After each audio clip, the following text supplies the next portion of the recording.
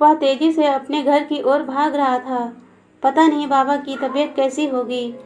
आज सुबह से तबीयत कुछ ज़्यादा ही खराब थी। उसने अपने सेठ से भी जल्दी जाने के लिए कहा था, परंतु सेठ ने गाली देते हुए कहा था, तुम सालों को कुछ न कुछ काम लगा रहता है। मन ही मन कोसता हुआ चुप हो गया था। जानता था बड़ी मन्नतों के बाद उसे काम मिला था। उसने एक बार फिर आशा भरी दृष्टि से आकाश की ओर देखा। हे भगवान, मेरे बाबा का ख्याल रखना। अचानक छपाक की आवाज़ आई। वह एक पानी भरे गड्ढे में गिर गया था। जल्दी से कपड़ों पर से पानी झाड़कर घर की ओर चल दिया। उसे याद आ रहा था बचपन में जब पानी के गड्ढों में यूं ही छपाक छपाक खेलता था, सारे कपड़े गंदे हो जाते थे। माँ और बाबा कितना डांटते थे, तेरा बाप कहीं का कलेक्टर है जो रोज़ कपड़े गंदे कर लाता है। वह दारू एक दिन मर्द को ऐसा नामर्द बना गई है कि 6 महीने से खटिया से ही अपना नाता जोड़ बैठे। माँ पहले भी घर घर जाकर काम करती थी, अब उसकी जिम्मेदारी और बढ़ गई थी। घर खर्च के साथ बाबा की दवाई के लिए भी पैसे चाहिए थे। वह भी धीरे धीरे काम करने लगा था। चारों तरफ झींगुर की आवाज़ आ रही थी। शहर से करीब करीब 5 किलोमीटर दूर उसका गांव था। गांव की रोशनी दिखने लगी थी। धीरे धीरे भारी कदमों से वह अपने घर के अंदर घुसा। माँ चुपचाप बाबा के सिराने बैठी हुई थी। माँ, बाबा कैसे हैं? अंदर आते ही उसने पूछा। बेटा, बाबा ठीक नहीं है।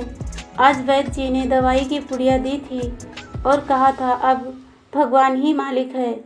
माँ का गला भर आया था। आंखों के आंसू सूख चुके थे।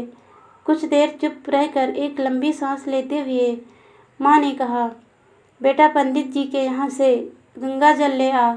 वह दौड़ता हुआ घर के मंदिर में गया। पंडित जी वहीं खड़े थे। पंडित जी सोने जा रहे थे। उसने दरवाज़ा खटखटाया और पंडित जी से गंगा जल के लिए कहा।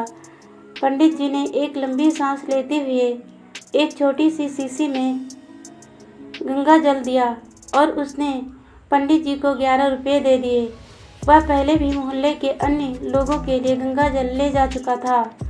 उसकी समझ आज तक नहीं आ रहा था।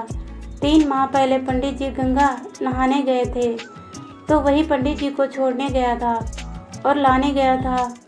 आते समय पंडित जी के पास एक ही पीपा में गंगा जल था। आज 3 माह पश्चात 3 पीपे खाली हो गए थे और एक में अभी भी गंगा जल था। भगवान जाने क्या हिसाब है वह। घर पहुंचा।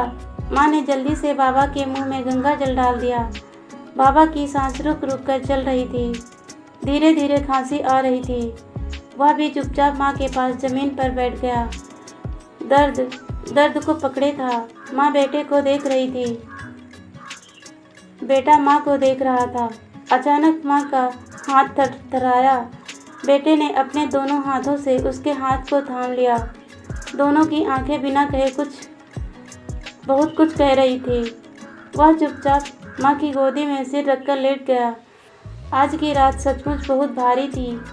दिन भर का थका भूखे पेट पता नहीं कब नींद आ गई। अचानक माँ की चीख से उसकी नींद खुली। बेटा, बेटा तेरे बाबा। माँ की आवाज़ नहीं निकल रही थी। समझ गया था अब बाबा नहीं रहे। नम आंखों से उसने देखा सुबह का सूरज निकल रहा था। उठकर बाहर आया और उसने आसपास सभी को बाबा के न रहने की सूचना दी। सारे लोग अपने अपने हिस्से का दर्द बांटने आ गए। वह पंडित जी को बुलाने चला गया। पंडित जी ने आने के बाद पूरा हिसाब लगाया और बाबा को मोच के लिए क्रियाक्रम के लिए 3000 रुपये कम से कम खर्च करने की बात की। वह एकटक देखता रहा था। जिसके पास खाने के लिए पैसे नहीं थे वह इतने रुपए कहाँ से लाएगा? क्या उसके बाबा को मोक्ष नहीं मिलेगा और उनकी आत्मा भटकती रहेगी?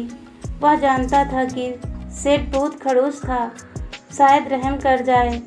उसने सेठ से अपना हाल बताकर रुपये उधार मांगे, लेकिन सेठ ने स्पष्ट मना कर दिया।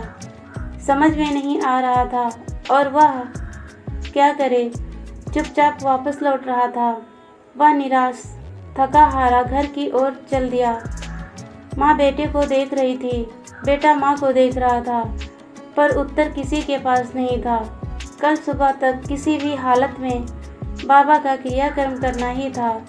बाबा के मृत शरीर से कुछ बदबू आने लगी थी। माँ 15 मील दूर जो नदियाँ बहती हैं वह सच बहुत बड़ी नदी है और गंगा से मिलती है, यह सच है क्या माँ? माँ ने बेटे को आश्चर्य से देखा कि वह क्या कहना चाहता है। बेटे ने माँ की ओर देखा। अचानक माँ दरवाजे से बाहर निकली और सब्जी वाले ठेले को ठीक करने लगी। दोनों बिना कहे एक दूसरे की बात समझ गए थे। थोड़ी देर में माँ बेटे से एक कपड़ा ठेले पर बिछा दिया और दोनों ने बाबा को उठाकर ठेले पर लिटा दिया। भगवान से प्रार्थना की कुछ समय के लिए पानी रोक देना ताकि हम लोग बाबा का देह विसर्जन कर सकें। रात्रि बढ़ रही थी। माँ और बेटा दोनों हाथ ठेले पर बाबा का सर रखे तेजी से 15 मील दूर बहती हुई नदी की ओर भाग रहे थे। खाली पेट, चेहरे पर थकान नहीं थी। वह तो बाबा के शरीर को इस संसार से मुक्ति दिलाना चाहते थे। वह जानते थे कि यदि सुबह का सूरज निकल आया तो उनके लिए मुसीबत खड़ी हो जाएगी।